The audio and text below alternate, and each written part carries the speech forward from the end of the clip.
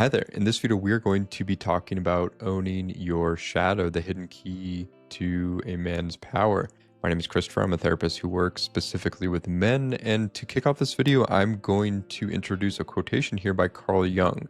Carl Jung says, "One does not become enlightened by imagining figures of light, but by making the darkness conscious." And with that, let's roll into this. So when we talk about the shadow, essentially what we're talking about here is the concept that Carl Jung discovered, or you could say taught. And essentially what we're talking about here is the repressed parts of our identity. What Carl Jung noticed is that we have a couple different aspects of our psyche, and in Jungian psychology, we have this outward face. We have this mask that we show the world, and we call this the personality. It's the way that we interact with the world. It's a tool. In Jungian psychology, it's also considered a complex, but essentially it has kind of like its own autonomous function. The personality is the aspect of us that when somebody asks, "How are you doing?" we go, "Good.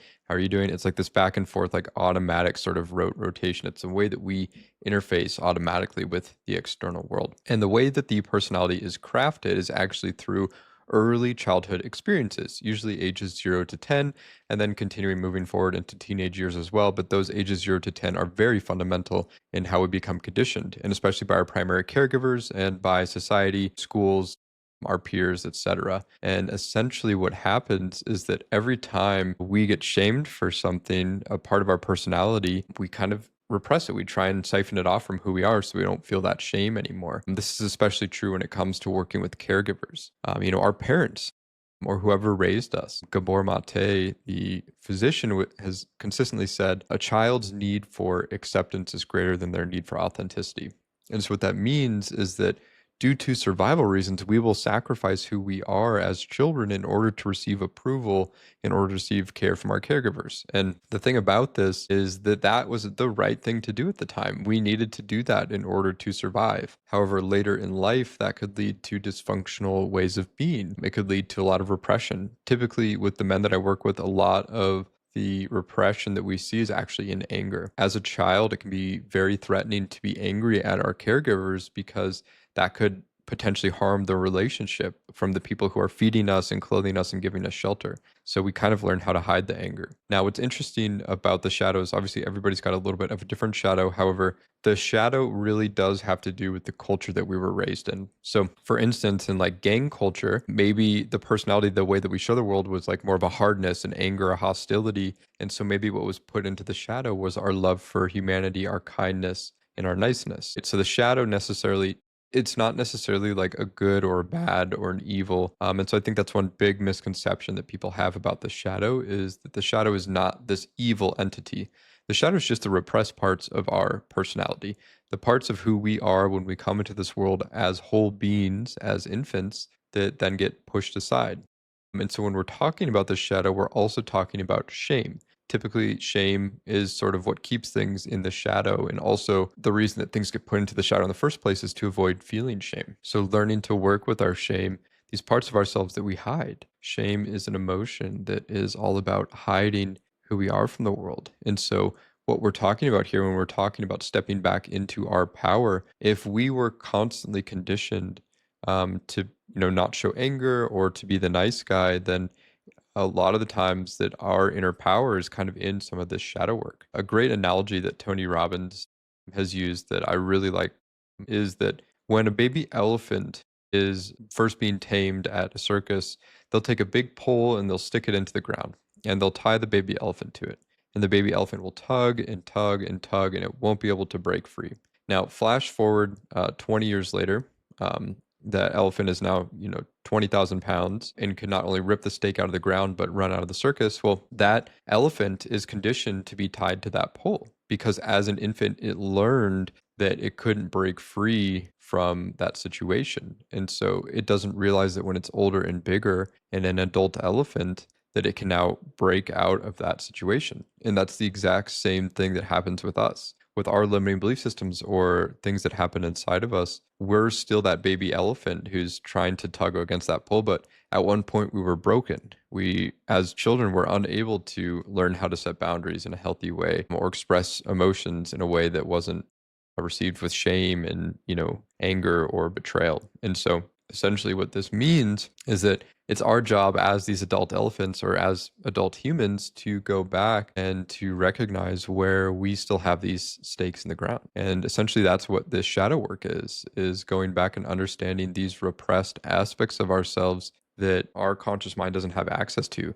But here's the thing about something that goes into the shadow is it doesn't go away. It actually is still there and it still wants to enact its behaviors. Inside of a lot of human shadows are things that are not accepted by our culture. For example, like greed, like wanting money.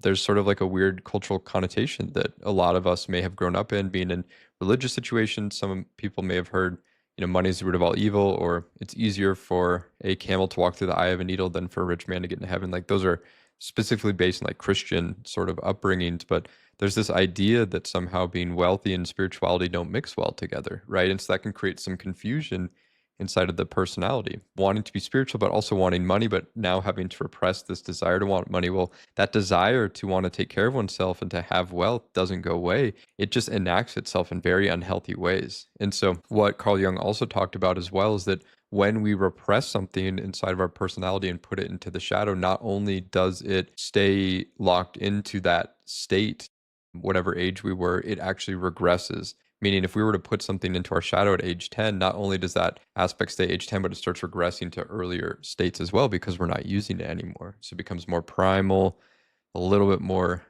contorted, so to speak. And so, an element of doing shadow work here is learning how to nurture ourselves, to nurture who we are. And really, this is a practice of bringing compassion. Many of the men who I work with actually have difficulty in accessing their emotions. A lot of men's what we would call feeling function or ability to feel emotions has been put into the shadow. Many men that I work with are very intellectual, very good at synthesizing things or working up in the mind space on the rational brain, which is something that our culture very much almost like worships. However, a lot of men that I work with have difficulty in feeling their emotions. And this is typically where most of the depression, addiction, suicidal ideation, anxiety is coming from, is in a man's inability to feel into their emotions because nobody ever taught us.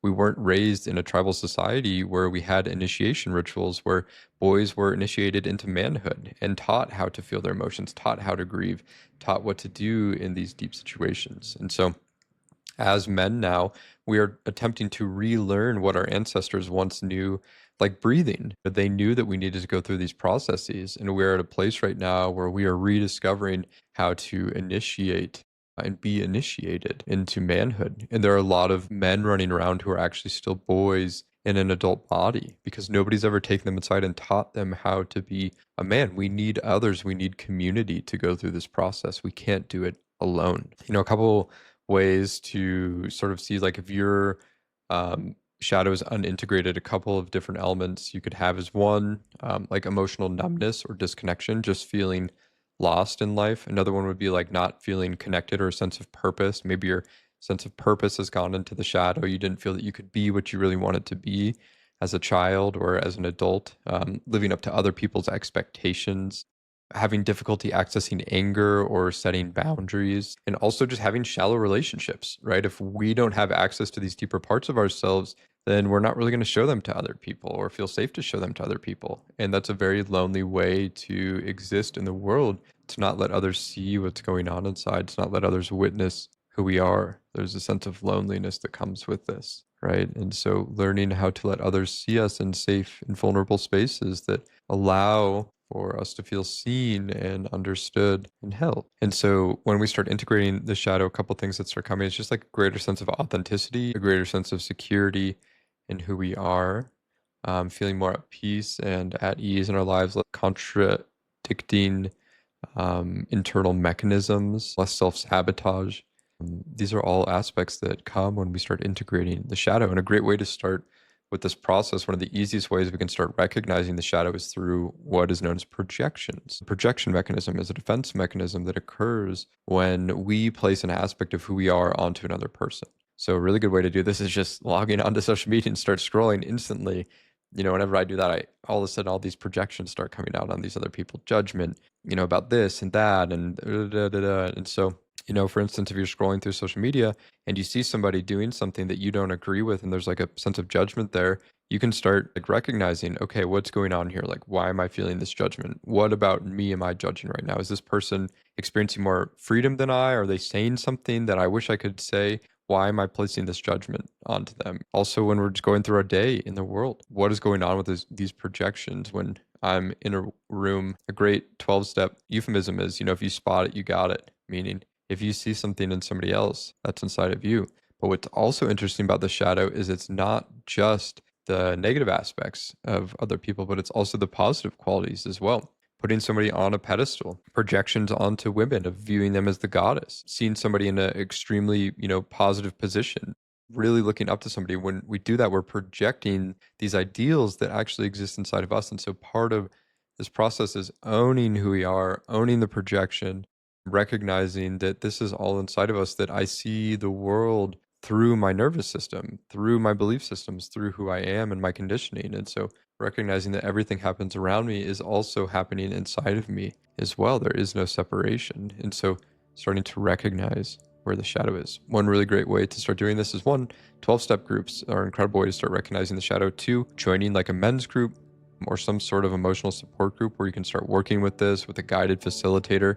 And finding some kind of men's retreat would be incredible as well if it's a healthy and vulnerable and safe space. And then also working with a therapist one-on-one, somebody who can actually help you spot your shadow in a way that's playful and safe and isn't, shaming and judgmental. And so if you're currently looking for a therapist, I am currently taking on clients. You can schedule a free call by clicking the link below. I thank you so much for tuning in, and I'll catch you in the next one. Take care.